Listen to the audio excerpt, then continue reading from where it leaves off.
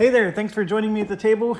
We're getting ready to do some Brook City. So usual style, we're gonna do setup in this video. And if you're looking for gameplay, go to the next one, which in this case is video 3, because I do have a short, like 1 minute and 20-second video 1. Here's what I did. There are a lot of expansions to this game. There are a lot of components that come with it. So let me just give you a brief overview. The base game is here. And so you can see that there's little miniatures for each player. And then there's going to be different neutral vehicles that are used by the bad guys or us. But then as you go into each expansion, there's miniatures for example, this one expansion, which I think is the 6th something or other. And then there's another one. And then there's another one. And way down there, there's yet even more. And you might be wondering, ooh, those look like the player police cars. And they are, except they're like Gucci ones. So they're like souped up. So that came in that particular expansion. And the vehicles in the game, just to talk on that subject, there are 2 types. There are what you would call the civilian vehicles, which you shuffle and you put face down here. And then there's the special ones. And so this is, for example, a BCPD cruiser. And I'm pretty confident based on my understanding of the rules, we're gonna start with one. And you can see this is the red player. So you would take the red, if I can pull it out of the, there we go. So the red cruiser would go with that. Well, somewhere in here, because of the expansion, yeah, see, look, that's the Gucci red one. It's the Sprinter D. So the Sprinter D, I think, only comes out if you're doing specific missions related to that velocity expansion. I'm not sure, but I'm pretty sure, and it's actually not the velocity expansion. I'm already losing track of which one's which, but it's okay. It doesn't matter. Nearly every expansion in this game is just mix the components in and enjoy. So there are a few exceptions where there are special rules, and I'm going to go over those because for this first game, as you know, I've never played this before. We're going to keep it simple, stupid. I tried with the Lord of the Rings to do 5 characters at once. It sort of backfired because all the card text got a little overwhelming, and I was forgetting many times to do certain things. And so I'm going to just play one single character with this first playthrough, and we're going to choose base game material, even though I mixed in all of the stuff. Don't worry, mixing in all the stuff is not going to hurt us. That's what the expansions are supposed to do. They're giving a lot more variety, and I think once you see what I'm going to show you next, it'll start to make more sense. There is one expansion I did not mix in, and that is Velocity. That's the reason why I knew that other one was not Velocity. Velocity actually has special roadblock rules. They don't look very complicated, but I feel like I'm already, biting off more than I should be biting. And so I didn't mix it in specifically because I don't want to have extra rules to worry about. With that being said, the expansion, there's an expansion called Delta Keys, which uses this extra board, where I'm hoping not to use that extra board, at least not for this first game. And it also has this thing called a smuggling deck, which has its own set of rules. I'm hoping not to use those. It has off-duty rules, which is like a variant. I'm not gonna do those. And then it has the Syndicate, which is actually meant to make the game a little harder. We're gonna not play with any of those quote-unquote expansions or variants, whatever you would like to refer to them as. Okay, so what this game comes with is you have this little thing that you actually make yourself. I mean, it comes flat and you fold it up. And then what you're supposed to do is, it's basically like a card divider, right? So you put your decks in, and then they give you card dividers for everything that's in the game. And so you just put those in like so. And for example, here I have a deck of Rivals and Allies. Okay, so these Rivals and Allies, as I understand it, and I could be wrong, so it says rival on one side and then it'll say ally on the other. As I understand it, these are cards that are crossover with their their kung fu game, whatever it's called. I can't remember what it's called. I don't have it. Street Fighters or something like that. So I think these are cards that are meant to be used in the Street Fighter game, but I don't have the Street Fighter game, so I can't tell you much about it or what those, or even confirm for you that that's really what they're for. But everything I've read so far seems to point that way. And so, for example, I can just put all the cards we're not going to use into this, and it's a pretty nifty little thing. So yes, they give you card dividers, then you can put your actual cards in, and it's a nice way to store your cards after this is all over. Now, okay, so from here, there's also this. This is base game miniatures that you see here. I'm sitting over top of my Escape Plan board game, but these are all the miniatures in the base game. Every bad guy, every cop, everything has its own miniature. It's really cool. We got an awful lot of miniatures for this game. I mean, it wasn't cheap, this game, especially with all these expansions. So I don't want to tout it that much. I mean, it wasn't like Gloomhaven where you're, but Gloomhaven didn't come with the number of miniatures this came with. So anyways, I'm not getting into cost comparison. I'm just saying that this game came with quite a lot of miniatures, and I was quite impressed with the amount of them. I am a little nervous that I'm going to spend a lot of time looking for the right miniature. So that part has me a little nervous, but I think we'll be okay. All right, so we have various tokens, and so all I did was just sort them and whatnot, and we'll deal with those later. A lot of them are just used to track health, hunches, cargo, arrests, things of that nature. So we'll deal with those in a second. I talked about the vehicles. Way up there is what's called a lead deck. So you just shuffle that, and there's a spot for it. I'm using the neoprene board, by the way. It is much bigger than the regular board, almost 1.5 times bigger. And so I thought it was awesome. It definitely fits my table. There is a lot of reaching that we're going to have to do, but I think it's going to make the miniatures and everything really stand out because they're not going to be all crammed in the various places. So I do have the rules here. And just like we did with some other games, we're going to just go step by step through the setup, and we'll set it up. But one thing I wanted to point out is this game has what's called a modular system. What's the best way to describe it? So you're going to pick your investigator, and then you get a deck that goes with the investigator that you picked. Every deck is unique for each investigator. They're going to represent a completely different play style. I cannot tell you what the playstyle of one is versus another. No clue. So we're just going to pick one and go, okay? The next thing is you pick a case, right? So there's going to be a case we're trying to solve. And these three on the left are base games. So we're going to choose one of those three. But I wanted to show you that there's a whole bunch of cases here. And once you add in the expansion pack.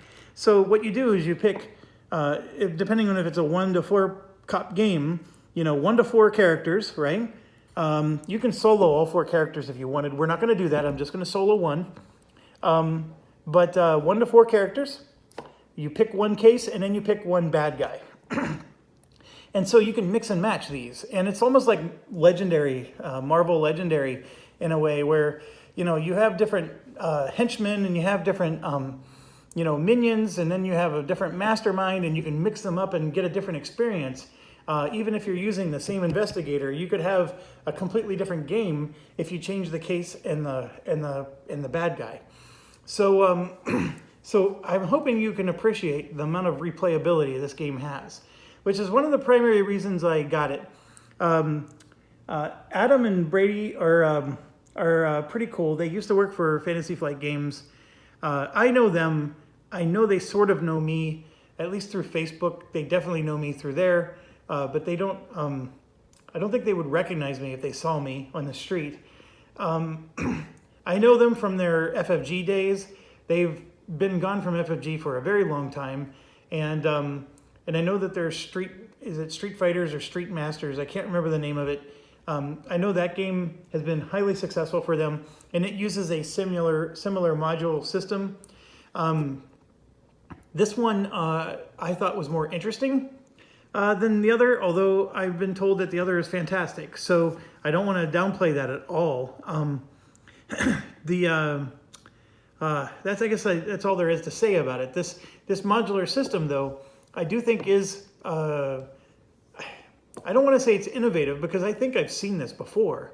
I'm not going to give them credit for designing this, but I do think it's brilliant that they did it because it requires a lot of play testing and an awful lot of design work to have a unique character plus unique case plus unique bad guy, and then to make sure that all the combinations and permutations work. So anyways, let's play it before I start to crown it as a great game, because I felt that some other games were going to be great, and then I played it and I'm like, nope. So let's see how this goes. But so far, I just wanted to tell you, this is the kind of thing I'm really into. So before I get into the really fun part of this video, I do want to talk about a few things. Now, these are more expansion pack. What's interesting is like this Vitruvian man actually has an A and a B. So there's two different stories in this one case. So you could actually play this case twice and do the A side or the B side and get two different outcomes, which I thought was interesting. Like I said, I've never played the game, but when you read the case rules and the setup for it, it actually has multiple outcomes, which I thought was a pretty neat thing. And then this Mercy villain. So this Mercy villain actually has a special deck called the Ritual deck, and so they actually do ritual murders. So they're like a satanic cult or something like that. And so basically they abduct victims and then sacrifice them in a ritual killing. So this Ritual deck goes with the Mercy criminal. And I can tell you, the other criminals don't have that. So it's they actually came up with some pretty cool variation. So like this is like going to be a completely different kind of game than playing, Anatoly Volkov. Now, who are the base game guys? It's these three: Mickey Scott, Slade Harper, and Gus Ferguson. Now, from what I understand, Gus Ferguson moves around the map in a car, and he has a little bit of an AI to him because he moves around and he picks things up. And as he picks things up, he gets more powerful, and then, of course, he wins the game. Whereas Slade Harper tends to, I think he stays at the theater and doesn't even leave the theater, and then all of his henchmen bring stuff to him. So you can see, like, there's a completely different AI for each one, and so what your cops have to do to be able to arrest them or to book them, Dano, is going to be wildly different. So I wanted to just point that out. And like I said, I've never played before, so I'm just giving you my impressions from reading the little bit of setups to them. Like, for example, the Gus Ferguson one seems a little more advanced, and so we're not going to play that one. I'm just making that executive decision, not because I'm not interested in it. I'm, in fact, very interested in it, but I just want to have maybe a simpler game. So we're going to do, like, maybe Slade Harper or Mickey Scott. And then along the same lines, we're only going to do one of these three cases. We're not going to do any of the expansion ones. Now, I don't understand why some cases look like a manila folder and other ones look like this. It's, they eventually look like manila folders. Like, I guess if you flip it over this way. So maybe I was just using the wrong side of the setup. Oh, yeah, I guess I was. So these, there we go. That makes them look more consistent for you OCDers. Okay. Lastly, the part that I thought was fun is the designers of this, and especially the artist. I don't know who the artist is. My apologies. I don't usually check those things. They made all of the characters, the cops that we get to play, based off of real life movies and TV shows. And so I think most of them were 80s based, and which is really cool. And so to me, the fun part was trying to figure out who was what. So I got a bunch here. I pulled out all the ones from the expansions as well. And I can tell you that the base game ones go to here. And then everything after that is expansion. But anyways, so this one I could not figure out. I don't know who this is or who it's referencing. It looks like a Samuel L. Jackson kind of character. but I don't know what he's representing. And I can tell you that his deck, when you look at their scenes, these could actually be real scenes from the movie that it's mocking or imitating, like, you know, him going shh like that. I bet he did that in whatever TV show or movie that he's a part of. But I'm really asking you folks to write in the comments if you can figure out who this is. And please don't cheat. I'm sure the Kickstarter people know the list and they went through and already figured all this out. I didn't go cheat or anything. I was really trying to figure it out on my own. This one I can't figure out. I have no idea what movie this is referencing. That hat looks foreign to me. So anyways, you can see all the different pictures that they depicted him for. And then his name's Earl Thompson. It doesn't strike, it's not like mimicking anything. So I don't know. I don't know who that is. So he's in my unknown category. Like I said, he looks like a Samuel L. Jackson-esque character. So next one is Ricky Lou. I couldn't figure him out either. I mean, obviously he's, like, I wanted to say Hawaii Five-0, but this is definitely not Hawaii Five-0 picture. In fact, I think, and I'm pretty damn sure, this is a Pittsburgh. I think that's the Pittsburgh Paint and Glass, or U.S. Steel building there, and then the Pittsburgh Paint and Glass is right behind it, and then this is the Fort Pitt Bridge. I'm pretty sure this is a picture of Pittsburgh, which would point me to him being, you know, what's that movie called where they were on the boats? Bruce Willis was the star in that one. It wasn't a bad movie at all. It was about corrupt cops kidnapping people. But anyways, I just don't remember him being in that movie at all. It was Bruce Willis and some lady. I can't remember who the lady was. Maybe it was Sarah Jessica Parker. Anyways, I'm trying to remember what movie was based out of Pittsburgh. Maybe that's not even Pittsburgh, but gosh darn it, it really looks like it to me. It could be New York. Maybe San Francisco. It's just that skyscraper really looks familiar. Anyways, I could be wrong. But if you have any guesses on who Ricky Lou is, let me know. Ricky Lou, by the way, has a lot of kung fu in his stuff. So there he's going through. See, like, none of these are from Striking Distance. That was the name of the Pittsburgh movie. Striking Distance. Like, none of this looks like Striking Distance. So I really think I'm way off base with my guess. But I can't figure him out. Is this Hawaii Five-0, you know, with the islands in the back? I can believe Hawaii Five-0, but... and you would think they would spoof Hawaii Five-0. Like, Hawaii Five-0 seems like a must-have spoof. And when we go through all these characters, I don't think there is a Hawaii Five-0 in here, so I'm wondering if he's it. I just don't think Hawaii looks like that city in the background. But anyways, here's another one I don't know. Renee Benson. She carries around this little computer device and apparently likes to wear headphones and a t-shirt. I have no clue. Like, is this some kind of NCIS thing? Or she's like a computer whiz. I mean, is this Penny from Inspector Gadget? I honestly don't know. I got stumped with this one as well. And here you can see she's hacking electronics.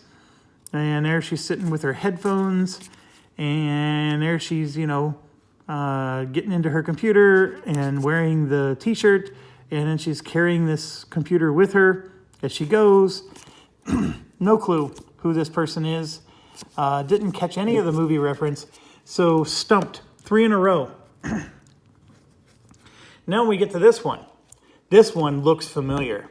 I cannot figure her out, though.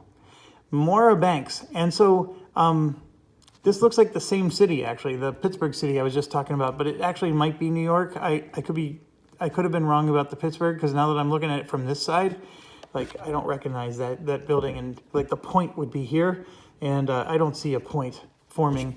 But anyways, she's a resident gearhead. Moira Banks, I keep envisioning her in a movie like with aliens. almost like Predator, or you know what she really looks like? She looks like the girl that's been on the Netflix Marvel show.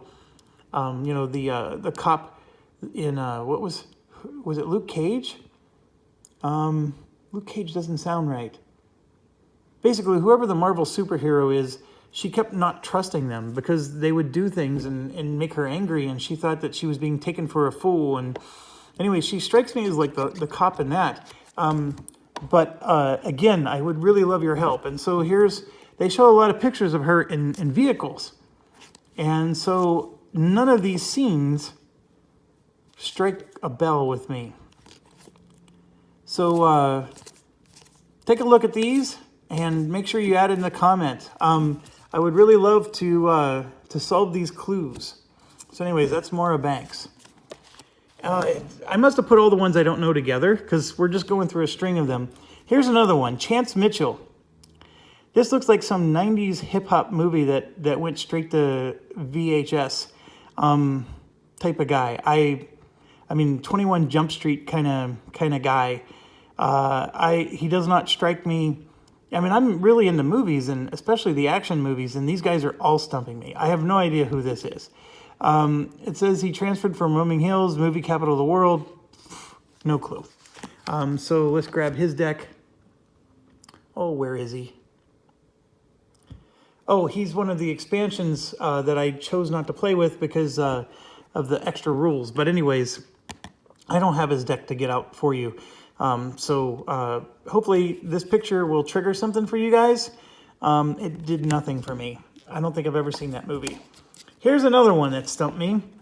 Ying Hua Wong. This strikes me as like a Jackie Chan type of character, like maybe Super Cop or something like that. Beyond that, I'm stumped.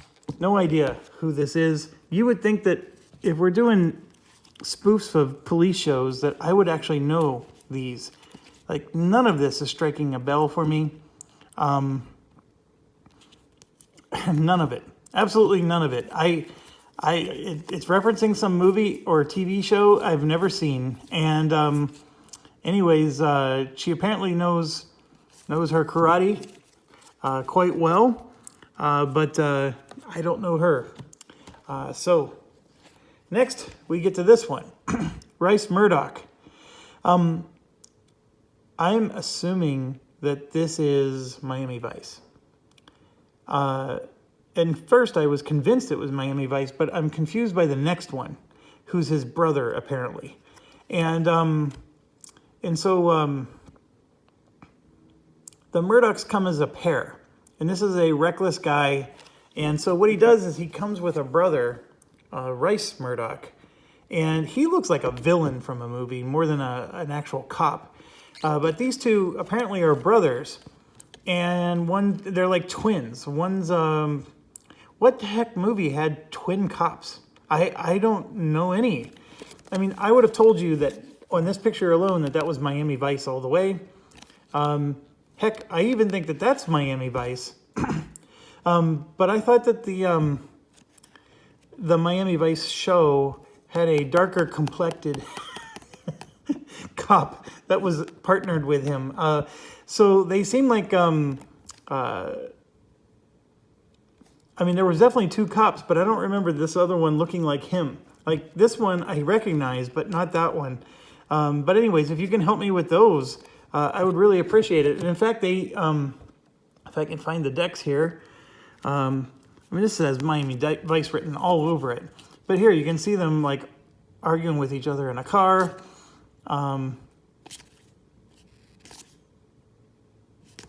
Yeah, no clue.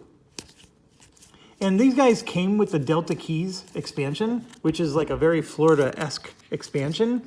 So again, it's got Miami Vice written all over it. But this guy's stumping me. No clue why he's here or what he is or anything. So anyways, if you guys could figure it out, I really appreciate it. This has actually been the funnest part of opening the game so far, is looking at all this. Okay, now we're getting into the realm of the ones that I know. This one is Dexter Morgan. So that one was very, very obvious to me. And if you get into his other cards, Dexter is very, I mean, that's just straight from the show. And see, that's the thing, is these are like, see, this is straight from the show. So like when you've seen the show before, these pictures become immediately recognizable to you. And oh my gosh, I mean, like, yes, this is Dexter Morgan to the T. And so that's the thing. I really think that I probably haven't seen these other shows or movies. Like Miami Vice, I remember watching, but I was like a kid back then. I don't even remember a single episode of Miami Vice. I just remember it, and the theme music and all that stuff. But here's another very recognizable one. This one is Fargo, and I don't remember the name of the character, but this was the sheriff, and she was like the lead actress in the movie Fargo. And it's a movie about somebody who got killed in a wood chipper, and in a quiet little town of northern Minnesota. And they make fun of the Minnesotan accents.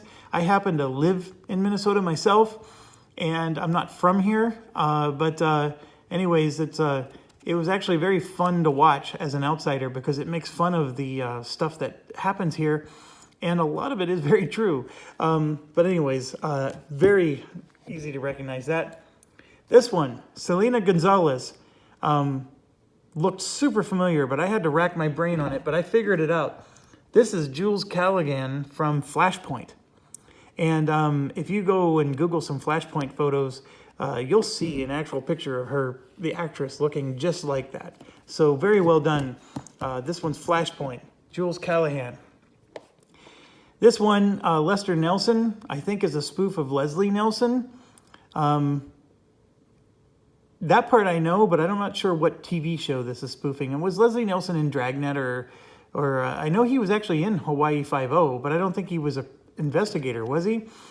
Anyways, I'm pretty sure this was Leslie Nelson before his airplane days. But anyways, that one I'm not as confident on. So if somebody has an exact answer for that, please let me know. This one was very obvious. Gabe Fulton. This one is Lethal Weapon and Mel Gibson. So I think that was very obvious to see. And this next one I got right away, although I couldn't remember the name of the character for a while. This Meryl Jones here is from RoboCop.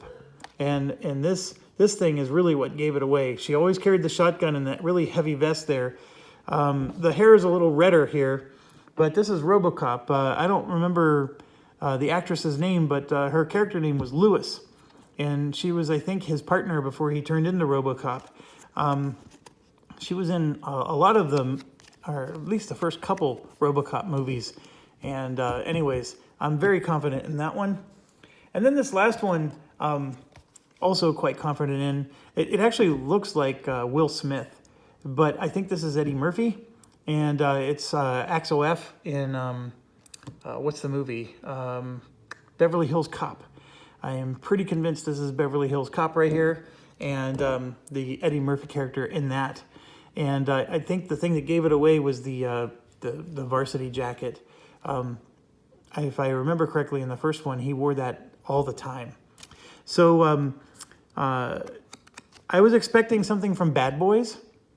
I really was. I was expecting something with Bruce Willis in it.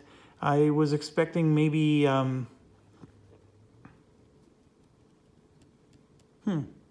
actually, that does, they seem to have covered a lot of them. And I know I spent a lot of your time going over this. I hope you thought it was as fun as I did. This is I'm always appreciative of when they do the artwork to match things. So this RoboCop character has what's called a 12 threshold, meaning this is how much stress they can endure before you lose the game. The higher the number, the better. And so she's a really high stress, and I don't know if that means that her deck is not as strong or what the reasons are. But like, for example, Renee here only can handle 8 stress, and I don't know what that means. Like, does that mean that this deck has more powerful cards in it? Does that just mean that this is a more difficult character to play? I don't know. And the rulebook doesn't really help us to select. It just says pick whoever you like.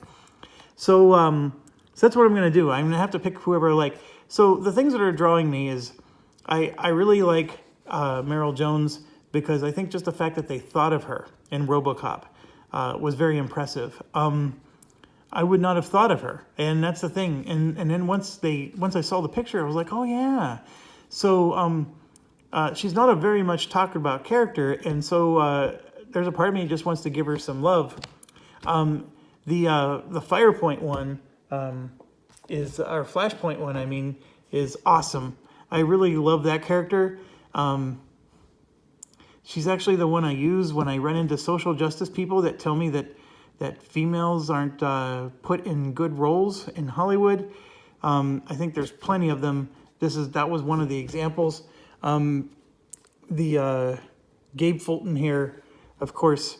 I think I'm going to just go with him, just because I do like Lethal Weapon, and I think it's a great reference. And we're going to go ahead and try him. And everybody else is just out of the game for now. And so I'm just going to put these off. And they each, like I said, there's a divider for each one. And so they would all just go back in the box, right? With their particular divider. This is very much like Marvel Legendary. And I actually want to try the Dexter one sometime. That actually, I also think this one makes me laugh. I would like to try that one. These Miami Vice looking ones look cool. Now I did tell you I was sticking with base game. So that's why I'm not choosing some of these later ones, even though I like them. So Gabe Fulton's from the base game, so we're going to choose him. And he seems like he'll be more my play style, because if he's like the Lethal Weapon, character, he's going to be reckless, which is probably how I like to play. So, and actually, in fact, his skill that he starts with is reckless. So what case are we going to do? Like I said, we're going to do one of the first three cases, and I don't know, to be quite honest, what I should or should not do. But I'm just getting these decks off the board. So, Jewel of the City is a girl gets kidnapped. This one has a slain diplomat, and then Shadow Theories is a conspiracy. There's a conspiracy deck somewhere. Oh my gosh, I may have misplaced that conspiracy deck. I don't know where that is. So I would have to figure out where the heck conspiracy deck even is. So we're not going to do this one until I figure out where conspiracy deck is.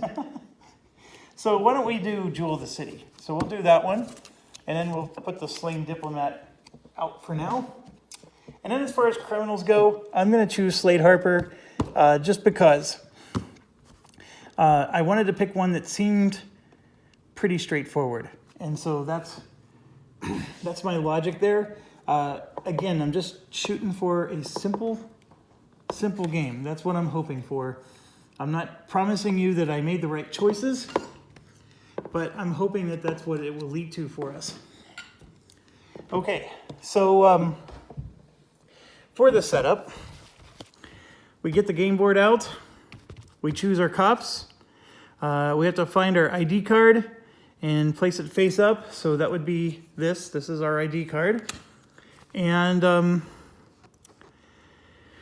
left of the cup play area, which I think is just here.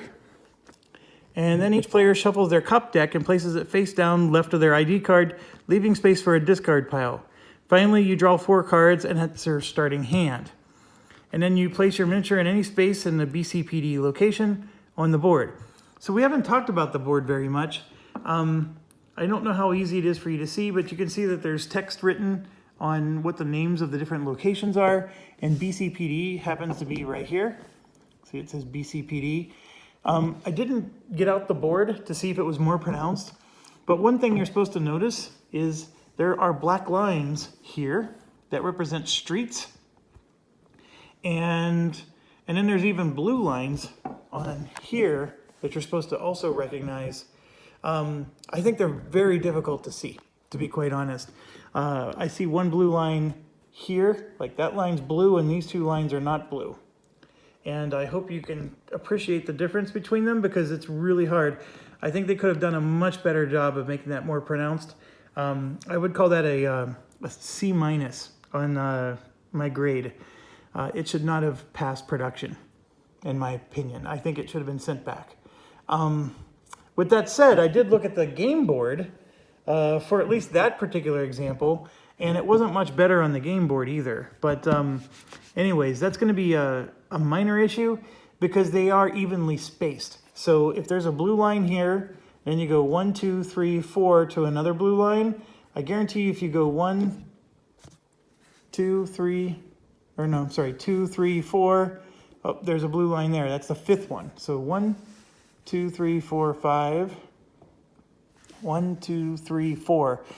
1, 2, 3, 4. Okay, they tend to be 4 apart. It just, apparently when you go underneath this bridge, it's a bigger section. So then from here, you got 1, 2, 3, 4, and then the next one should be 1, 2, 3, 4. Yep, 1, 2. Yeah, they're all 4 apart from each other. And then the black lines, again, they're not as easy to see, but they're basically squares, and they're pretty easy to spot once you understand that they're squares. A square of 4 spaces. And then the square is always at intersections, right?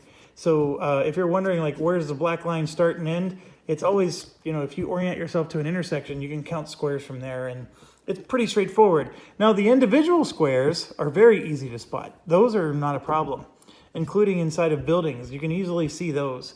So anyways, that's it as far as that goes.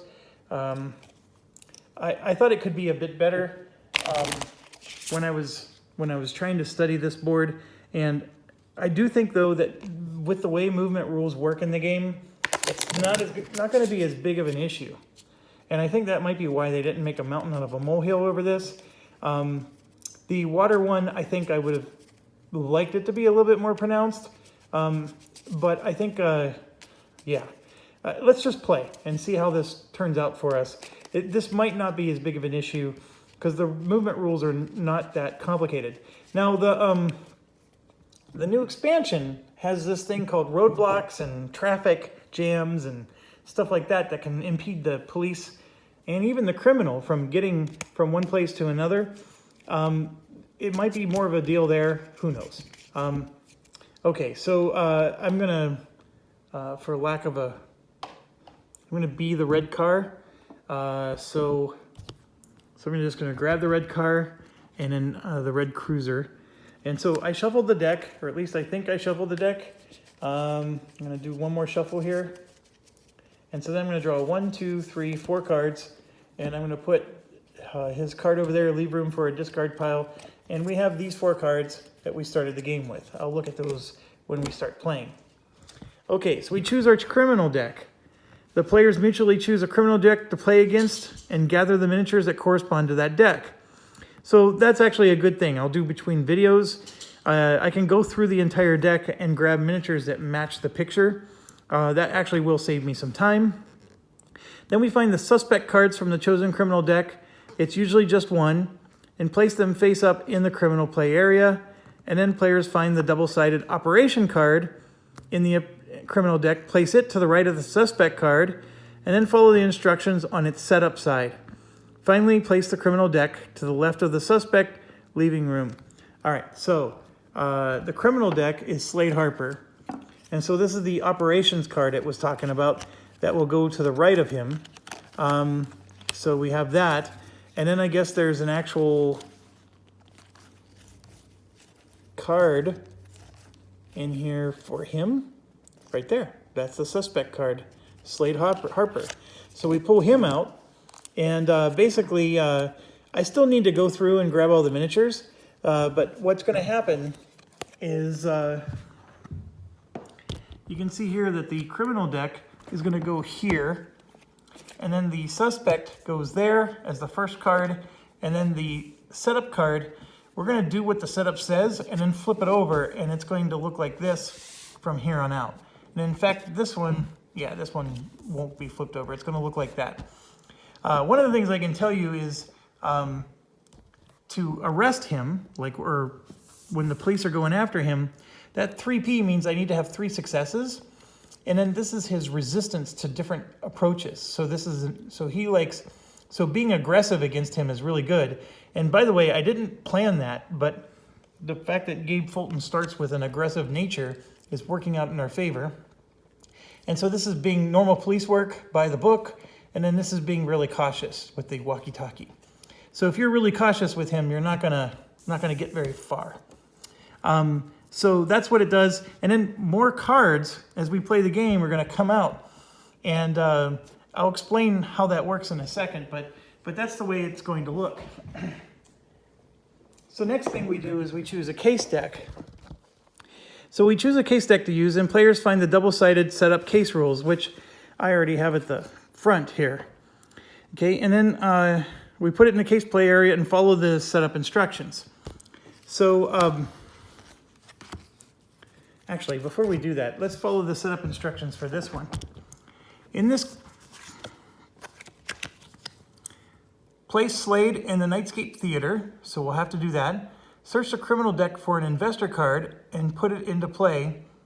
Shuffle this criminal deck and then flip this card. Okay, so we have to find an investor. Right there. So I think what we would do is we would do that. And so the investor would end up here to the right, and it would actually have a location where this person would belong. And you can arrest this person just like you can arrest that person. So that's the cool thing about the game. So there's going to be multiple characters moving around, and that person's going to be the investor. So this one says, remove Mina from the case deck. She's the one that's being kidnapped. And place it in the criminal play area. All right, so we got to find Mina here. Oh. I think that's her. Pretty sure that is. Yes, that's her. Okay, remove Mina from the setup, place it in the play area. So we got that right there. In the criminal play area. Oh, sorry. So what we got to do is we got to go up to the criminal play area, and Mina is actually a new card up there because the criminals kidnapped her. All right, got to pay attention. Remove ransom note from the case deck and place it in the case play area. So now we got to find ransom note. Oh, there was the first one. So that one would go right here. Placing each clue token on it. And then shuffle the case deck and flip this card. So then we flip this card and it goes there. And then when it said each clue token, I'm pretty sure it means these tokens right here, and they go on like that. And then we would shuffle the rest of this. These cards, by the way, they're of nicer quality than other cards, but they stick. They have like a lot of friction to them. So like when you're trying to like shuffle them, or even when I touch them with my fingers, they just seem to have a lot of friction. Like they don't slide very easily whenever you're trying to slide them. I don't know how to describe it, but they're definitely not the cheaper cards. That title goes to a lot of the D-Day games. Or Compass games, but they definitely have they're difficult to manage. I don't know how else to put it. But anyways, that's shuffled, and we just put it there. So we prepare our vehicles. Players gather all vehicle cards. Each player takes a copy of a BCPD cruiser, puts it face up in your play area. Each player, so this would go in my play area, which is like there. Then set aside all special vehicle cards, so that's what that pile over there is. Finally, shuffle together remaining vehicle cards. That's what this is, and that's already done. And so forth. And then we prepare the lead cards. So we collect all the lead cards and shuffle them together. That's those cards way up there. And then flip the top card over and place it near the board face up, making it the active lead card. Finally, place the lead token on the game board in the space indicated in the active lead card. Okay, so a couple of things here. First, your police car can go anywhere around BCPD, and then we're going to put our miniature somewhere in there. I still have to find the miniature and all that stuff, but just letting you know, that's where you start the game. And then the criminal himself has a starting location, so does the investor. So we got to do those. And then we have to grab this lead token. Okay, so this is our first lead for the case, right? So it says P27 there in the relic woods. It's a discarded bag. So we're going to place one progress on a crime, the ditch effect. We got to read what that is.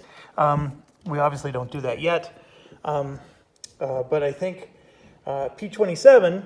So it's just as simple as looking for P, and then you can see 27 is right there. So in this particular park, Tucker and Son Salvage is our first lead. Somebody threw something in the woods here near Tucker and Son Salvage. So we separate tokens by type, done. And then each cop takes one turn card. That's the last thing I'm going to go over before we just go into gameplay. In a given round, we do what's called a dispatch phase, where we refresh our cards, and then we draw a criminal card from the criminal deck up there, which has not yet been shuffled. And then that criminal card will impact us. It's going to be crimes that are committing throughout town. We're trying to solve this case, but we also get dispatched other crimes along the way. And it's going to be from the same criminal, you know, distracting us and whatnot. Then during the action phase, it's pretty interesting. You get to do a move step. It's guaranteed. You get to move. Or if you don't move, you can discard stress. You get to do a card step where you play a card or draw a card. And that's these 4 cards that we started in our hands. We can play one if we wanted. At any time, on any step, we can go in or out of a vehicle. And you can do that for each step once. So we can go in the vehicle and then move. Then when we get to the card step, we can actually exit a vehicle while we're doing our card step. It's pretty interesting. Then for the action step, we can move again. We can do what's called a hunch, a card action, which is different than a card step, and then an interact action, which requires you to be in a certain location. And then there's that note I was telling you about. Then we do a crime phase, and then a draw phase, and then we flip. Excuse me. And then we do a criminal turn, and then a case turn. And this is where, you know, we get punched in the mouth and bad things happen to us. And the case turn is, of course, moving the case forward.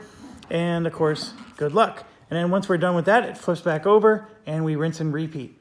Now, the criminal is going to have on his setup what it's going to take for him to win. And then, of course, we lose if we ever get to 10 or more stress. So that's the important thing, is we have to manage our stress. And there's going to be things that are going to automatically put stress on us if we don't, you know, solve crimes in time and things of that nature. So that's the introduction to the setup. I'm going to go look for my miniatures and do all that jazz. And we'll see you in the next playthrough, or the next video, and that will be when we start the playthrough.